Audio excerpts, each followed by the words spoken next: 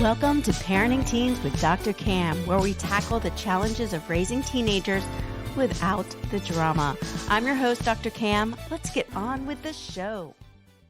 Have you ever felt at a loss when faced with your teen's rude behavior? Moments where your requests are ignored or they respond with sarcasm or eye rolling. If this sounds all too familiar, this episode is for you. Today I'm joined by Brooke Romney, the best-selling author of 52 Modern Manners for Today's Teens, Volume 1 and 2. Brooke is going to shed light on how we can foster mutual respect, maintain authority, while still strengthening our connection. Brooke, welcome to the show. Hey, Dr. Cam. Thanks so much for having me. Absolutely. So let's start. Why are you focused on manners? Where did that come from? Well, I really am focused on modern manners because these aren't the manners that our grandmas taught us about which fork to use. These are ways for us to help our kids be aware, connected, confident, and kind. And those, I think, are the new manners of today. That is so key. So what about the, no elbows on the table and chewing with your mouth open? So I think that those are really great manners, but I don't know that they're life-changing manners. In the book, there are quite a few physical manners because you want to be someone that feels comfortable in situations and helps others feel comfortable too. But the manners that I focus on, for me, in my opinion, are the ones that change relationships and that catapult our teens to success. Yeah, I think that's so important. And I know one thing that I hear about a lot, I've worked with teachers, I work with parents. I think one of the common themes is how rude our teens are, how disrespectful they seem to be. Why is this happening? Do you have any thoughts on why kids seem so rude nowadays? Oh, I think there's so many reasons, and I'm sure you know that from your perspective too. But there are a few things that I think have really changed the landscape. The first one is technology devices. So our kids like my age, we used to observe our parents in social situations on a very regular basis. It wasn't an option for us to put headphones in or put our eyes down. We were watching what those situations looked like all the time. And we were learning through observation. Our kids don't have the opportunity to do that anymore as often. Not only that, but after COVID, we were all away from each other for a long time. Even adults weren't interacting. And then our whole world became much more online. So we weren't hardly going to stores or going shopping at the mall. And so I just think that they haven't had the opportunity to see what good interactions and polite interactions should look like. And then parents are frustrated wondering, how come you're not getting this? But really, I think we need to deliberately teach this now because it's not going to be something they observe all the time. One thing I'm hearing, Brooke, in this is that we have this perception that kids are just naturally rude, and this generation, they're a rude generation, as if somewhere along the lines they all got together and say, we're going to all just be disrespectful, right? Right. Rather than going, okay, kids aren't learning this behavior, which is frustrating because I think parents are constantly correcting and changing and saying and pointing out, this is the behavior you need to do, and pointing out when they're being rude. And it's being met with more rudeness a lot of the times, right? So what are we doing wrong right now when it comes to trying to teach our kids to be polite, at least, or kind? There's a couple things that really stand out to me. The first one is I think a lot of parents wanted to do things differently than the way they were raised. They wanted more connection. They wanted more love. They wanted less judgment, less shame, which I think all those things are really great things. What I think parents haven't realized is it's not an or, it's an and. It's, I want to be connected and loving and encouraging. And I want my kids to have boundaries and understand what's appropriate because I know that I want them to have a successful life. And someone who's entitled and doesn't understand how to interact with the people around them, that's not going to be a good end game. And so I think as parents, in that effort to just connect and love, we're forgetting that a lot of connection comes from healthy boundaries and expectations. And so really kind of flipping the idea. The other thing that I've noticed is our kids want to be successful. they don't just always know how to do it. Mm. And so that's one of the reasons why I wrote these books, is because we have to teach differently. These are different kids. They're growing up in a different time. They have different motivators. In the book that I wrote about manners, in every manner, it says, what's in it for them? Mm-hmm. It's not enough anymore to say, I need you to do this because it's right. I need you to do this because it's respectful to me. They need to know, if you're the type of kid who is respectful in a car, if you acknowledge the driver, if you have a polite conversation, if you leave and say thank you, that person who's giving you rides is going to be happy to give you rides for the next little bit until you don't have a license. So do that. They're going to want you in. Your parents are going to say, sure, I can give you and your friends rides. You guys are so fun to have in the car. Instead of, you just have to do this, and it's really important, and I don't want you to make me look bad. Right. And why is it more important now for kids to have a reason why, rather than just saying, just do this because it's right? I think our kids they have so much information. Mm-hmm. They see that there are 100 different ways to do things. Yeah. And we didn't have that. We only saw the way our parents did it and maybe a neighbor, but they see hundreds of thousands of ways to do things. They see parents online doing it this way, and experts giving you this advice, and TikTok influencers saying, don't take this from your parents, own your space, own your life.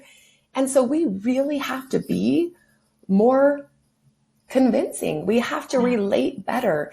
And it's a bigger job, but I also think it's one worth doing because it creates incredible connected relationships when it's done well. Not all the time. It's not sunshine and rainbows, but in the end, it creates those relationships that we really want to, that are really fulfilling to us as parents. Yeah.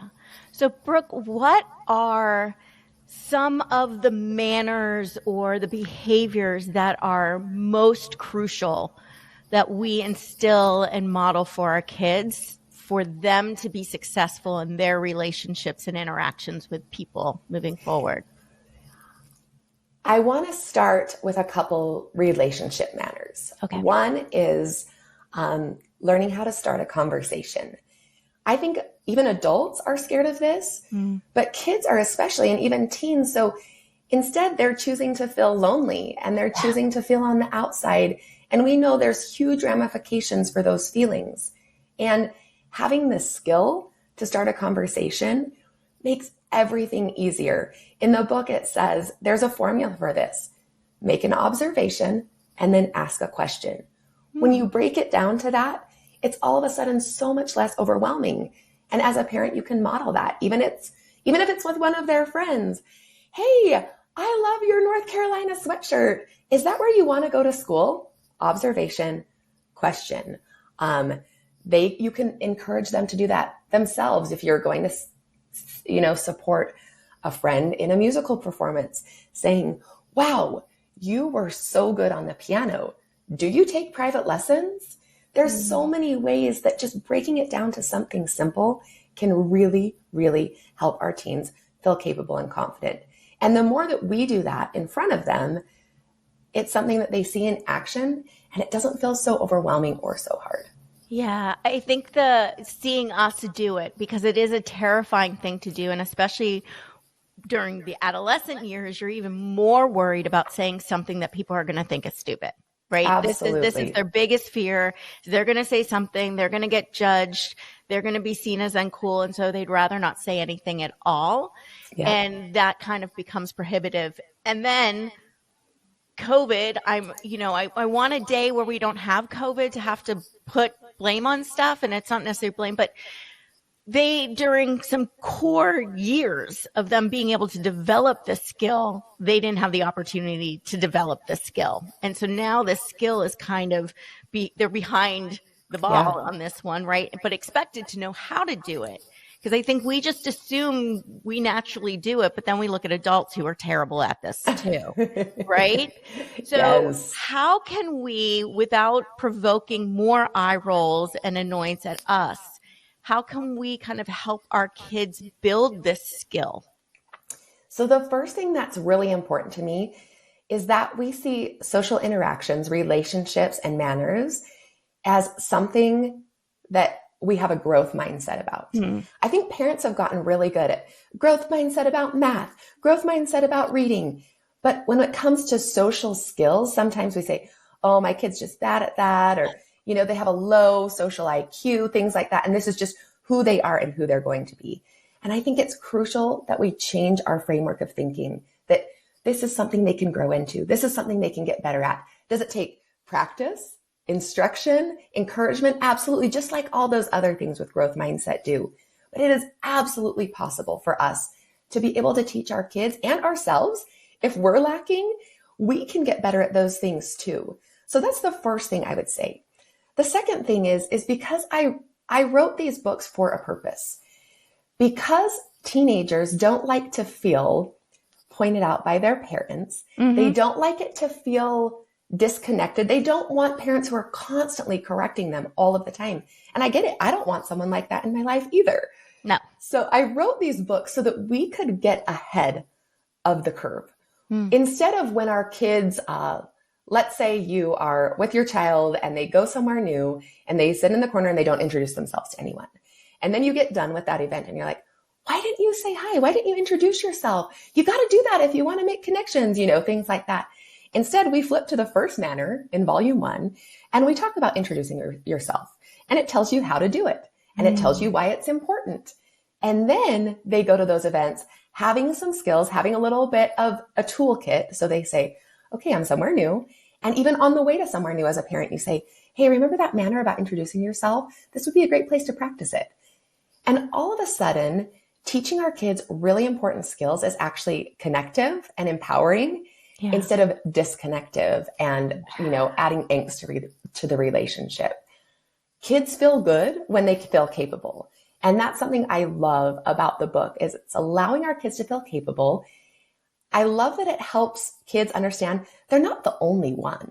They're not the only one that didn't realize that deodorant was important or that showers were necessary, right? It's like, hey, there's this book 100,000 people are reading, and it's because all these teens are having a little bit of a problem with these simple things. You're not alone. This is something we learn. This is something that doesn't come naturally to everybody. No big deal. Let's do it together. I love this approach because it's not going with the assumption, okay, my kid's just naturally rude or my kid is just naturally smelly, right? It's about how, if my child's not able to do that, let's look at what is the obstacle, what skill are they missing that they need to learn. And this is something we can help. So we don't come at it as you're wrong, you're bad, this is something wrong with you, which just puts more pressure on them when we assume they should know and they don't. And that's just really hard. So this is going, okay, I noticed that this was really difficult. This is a skill we need to build. Exactly. So starting conversations is a big one. And again, I know a lot of adults, and I'm going to use that equation myself, use that formula. I love it. What other skill or manners do we want to focus on with our kids? There are a couple that I think are really important. The book talks a lot about technology manners too. And one of them that I think is absolutely crucial is nothing online is private. That manner breaks down why, how someone can screenshot anything, even if it disappears or you erase it. It talks about the ramifications. And I think if our teens could learn one manner online that could be life altering in the best possible way, it would be that nothing online is private. A few other ones that I love: acknowledge adults. When you are in a space, and especially in someone's home, you don't walk by the adult and go down to the basement and enjoy your night and then walk out like they don't exist, right? Those are things that are really important. Another one is advocate for yourself at school. You don't have to wait for your mom or your dad to fight that battle or to, tell on a teacher if there's something that's going on, or if you get something marked wrong, or if there's something that you don't understand, acknowledge adult or, advocate for yourself at school. I love one about not everyone likes the same thing, right? You don't have to put down what others love. If someone says they love baseball and you're a soccer person, you don't have to tell them how dumb baseball is. You can just say, that's awesome. Why do you like it? If someone says they only like to go to Wendy's and you like McDonald's, you don't have to tell them all the reasons Wendy's is horrible. Those types of things create disconnection in relationships. And then our teens sit back and wonder, I don't know, why doesn't anyone like me? How come I can't keep friendships? So there are so many great manners in both of the volumes that help prepare our teens to live a successful, connected, and aware life. Right. And this is not about telling our kids what they're doing wrong or pointing out that they're doing wrong. It's about helping kids develop ways to do it. Because I know like the adult one is a big one I've heard about and seen. Mm-hmm. And when I talk to the kids, they're so uncomfortable. They don't know what to say to the adult, right? Or they just it feels weird. So it's not necessarily that they are purposely being rude. They're just uncomfortable. So they're trying to race out of there, or they're going to go put their headphones on because they don't know how to have that conversation, or it feels like an interrogation, right? And feels awkward, and they just don't want to sit in this. So we've got these manners, and we want to make sure our kids are learning. And what I'm hearing is it's really about how to engage with other people. Like a lot of what you just said is about how do we engage where we have a voice, but our voice is said in a respectful way, or we allow other people to have a voice and respect that voice. If our kid is already showing signs of just not having any of these skills, let's just put it that way. They do not have these skills at all. Yeah. Where do we begin? So what I would do is I would sit with them and I would just say something like, hey, I am really concerned about some of the behavior I see, not because I want you to make me look good, but I think it's inhibiting your opportunity for success now and in the future. And I just have learned a few things lately, and I want to do a better job as a family. So I'm hoping that you're going to be willing to engage with this book. With me, with your siblings, we're going to do it together. I don't need to see anything perfect, but I want to make sure that you're aware, because I don't want you to live a life that's disconnected, and I don't want you to live a life where you don't feel successful. It's so important to me as a parent that you have the opportunity to live the life you want to live. And so I'm hoping you'll engage in this with me. That's what I would start with. Yeah. I also think that in certain situations, putting up those boundaries, setting those expectations is really important. I think as parents, we think our kids want all the freedom, but too much freedom makes them feel really insecure. Yeah. When you have no boundaries, when you have no limits, and everyone's just trying to walk on eggshells around you so you don't get mad, that actually feels very disorienting, and you don't know who to look to or where to go. And so there are certain behaviors that need to be stopped and should have, like a consequence because of that. For instance, I don't want to teach my kids to have relationships that are unhealthy. Mm-hmm. So in my house, when my kids are speaking to me in an unhealthy way, that is an unhealthy relationship, that stops. I'm there to be their soft place to land, but I am not there to be their punching bag. Right. So if they are going to treat me like a punching bag, I'm going to stop that, because I don't want them to treat their husband or their wife or their children like that. I don't want them to think that is a normal family relationship. So that's going to stop. And there's a lot of different ways to do that depending on your child, but you can say something like, you know what? This way of speaking to me is not healthy or right. So I'm going to let you try again. Or this way of speaking to me is not healthy or right. I'm going to let you go cool off and we're going to talk about this again. Mm-hmm. There's so many ways to do that that's respectful and kind on your part. Yeah. And really like not feeding into it and not, going to bat. But keeping in mind, I don't want to be the type of parent that creates a child that can't function in the world, that can't have healthy relationships, because he doesn't know what those look like. Right. I want to raise a kid that can do all that because he knows what that looks like. He knows what boundaries look like. He knows what respectful conversation and different ways of thinking look like. And I'm going to teach that to him in my home. And that is so much better than just being a nice parent. Yeah. And I think the biggest piece too is we're modeling that when we're talking to them.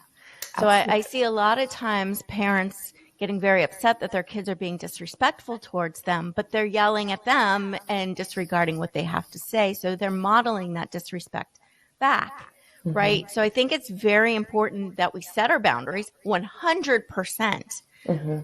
but without anger. And I think that's where we stumble a lot, is if somebody says something, especially our kids say something that feels disrespectful to us, we get angry rather than getting curious and saying, why are they feeling the need to say it in this way? Mm-hmm. Right? Yeah, no, Is it emotion dysregulation? Is it not knowing another way to say it? So pointing out this is not okay. I'm not okay being talked to this way. This feels bad. Yep. But giving them an opportunity to try something different is key.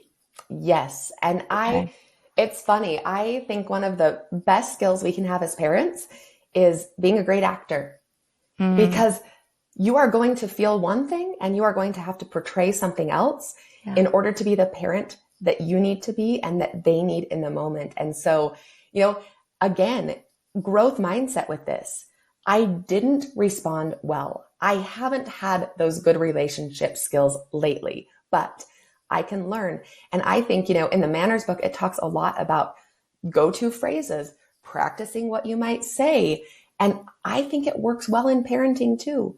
The next time my kid comes at me and is yelling about how stupid it is that they have to clean their room, what will I say and how will I say it? I'm going to practice it in front of the mirror. I'm going to keep a neutral face, and I'm going to work on it too. Not everyone is natural at this, and I would say most people are not.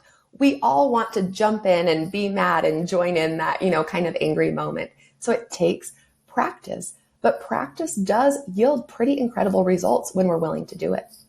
So we're going to practice so that when we get triggered and our emotions get up there, right, and we just immediately want to respond in an emotional way, which is human and natural. Our kids are doing it. We're doing it. We have already set aside and practiced what we're going to say. So can you give us an example in that specific case? Because I know parents, there's like two things I hear a lot. It's when we tell them to put their phone down, right, and they lose it, or when we say, go do your chore, go clean your room, and they lose it. What are some healthy responses that we can model to them that show respect? So the first one with the phone thing, I do think there's some deeper things with that. The first one is, have we talked about expectations with a phone? I think when someone, all of a sudden you're just like, put your phone down. And they're like, well, everyone in the whole room is on their phone, right? Why do I have to put it down? So understanding that as parents, we're modeling technology usage. And when we tell our kids, you've been on your phone for too long, and then we sit and scroll Instagram ourselves, they're going to see the hypocrite there. And they're definitely going to push back at that. Yeah. But if we've established, hey, in our family, we've decided that meal times are no phone times, and everyone puts them in a basket, or everybody keeps them in their pocket, even if they get a ding or whatever that is, then that's something that's really enforceable. If we've talked about, a healthy amount of screen time on a phone is about 2 hours a day, and I've been home for 2 hours and you've been on your phone for 2 hours, so it's time to put it up. And then we give them a different option, like, would you like to play a game? Or it's probably time to get your homework out. Those types of things. Really being engaged in that instead of just put your phone away, put your phone away, put your phone away. If there's a reason, it makes it a lot easier. If there's something that we've agreed upon, it makes it a lot easier for them to buy into the idea that it's time to put your phone away. If they get belligerent about it, even when it's an agreed upon time, let's say it's time for dinner and you say, hey, everyone, it's time to put our phones away. We're going to have dinner together. And they're like, I'm not doing that. That's so ridiculous. None of my friends have to do that. You guys are the worst parents ever. You can say something like, I'm so sorry you feel that way. This is something that we've already established as a family. I need you to put your phone away. If they keep pushing back, there's consequences for actions, right? In our family and in the world. You can say, hey, you're having a really hard time putting your phone away. It looks like you're really attached to it right now. That means it's probably time for a bigger break. I'm going to take your phone, or I'm going to shut off the screen time, or whatever you do as a parent, and we're going to put it away until tomorrow morning. And I think by then, hopefully you'll feel able to do it in a more responsible way. So having the boundary, saying it calmly, and then following through, which can be really hard for us, being able to follow through. So they say, oh, okay, next time it's probably not worth me fighting, putting my phone away for 1 hour for dinner, because I'm going to get it taken away for the whole night. So I'm just going to put it away for the hour, and then I'm going to get it back after, those types of things. jumping on to the next idea that you gave when it's, I need you to go clean your room. So families do this in a variety of ways. And I think that one of the things that we can do is we can be aware as parents.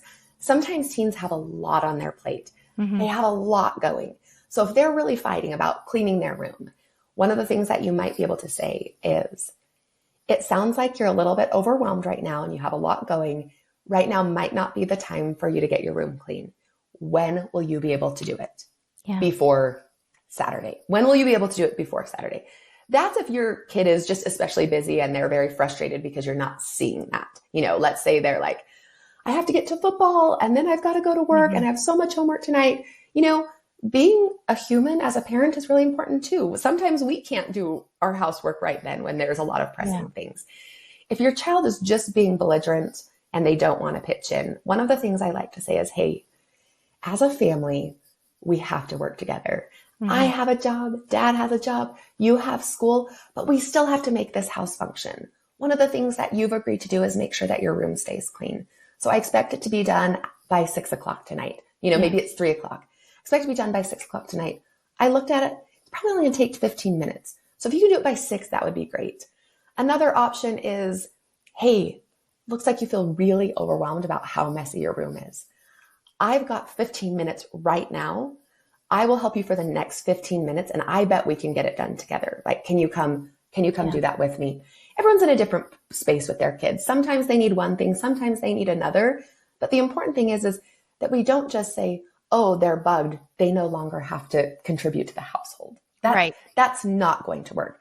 But I'm a huge fan of finding ways that it works for everyone, because I would rather go help my teenager for 15 minutes and we can chat and enjoy each other for 15 minutes and get their room clean than have it just be this all-out World War II. There's other times I don't have time to do that. So I'll say, I get it. My life's really busy too.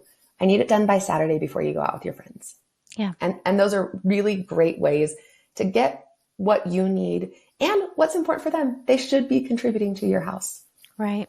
I think a lot of times when it comes to chores and requests as well, what comes back to us feels as disrespect, but a lot of times it's frustration, because what we mean by a clean room and what they mean by a clean room can be extremely different. Mm-hmm. What I mean by a clean room is everything off the floor, everything in its place. What my daughter means by a clean room is there's a pathway that she can walk from the door to her bed, right? That's right, clean to her. Right. So I think we also have to understand that we need to be very clear on what those expectations are and make sure that they're reasonable too, so that reading that disrespect in kind of reading into it. Rather than just taking it at face value, saying, what is the purpose of this tone? What are they trying to communicate with this tone? Exactly. And that tone, yeah. And I love what you said too about setting up the expectation. That's very important. Like, if they think they just have to get stuff off the floor and they can throw it in their closet because, let's say, grandma and grandpa are coming for dinner and you want to be able to open the door, sometimes that might be a thing. So you may have to be clear and say, hey, this is like an all the way clean this Saturday. This is, closet picked up. And I think having those expectations, because they may come back to you, like you said, and be very frustrated with you. They did clean their room. What are you talking about? Right. Exactly. I did clean it. I did exactly what you said. Okay. Right. Well, not clear. Okay. So what is the one biggest takeaway or action item we can do right now to start moving towards teaching our kids to be, I think the bottom line is we just want them to come across as being more respectful, right? What can we start doing today? Well, I may be biased, but I created a book in order to do this. This was the main motivator, was to be able to have connective conversations as a family about important things that didn't feel pointed or rude. And so if I were a family that said, we need to start working on something, I would grab the book. I would do one manner a week.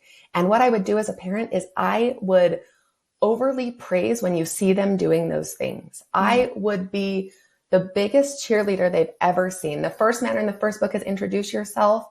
I would challenge them to do it. I would hear about their experience. I think as parents, we forget that our teens want to be connected to us. Yes, they do. And you probably have seen this in your practice. Over and over and over again.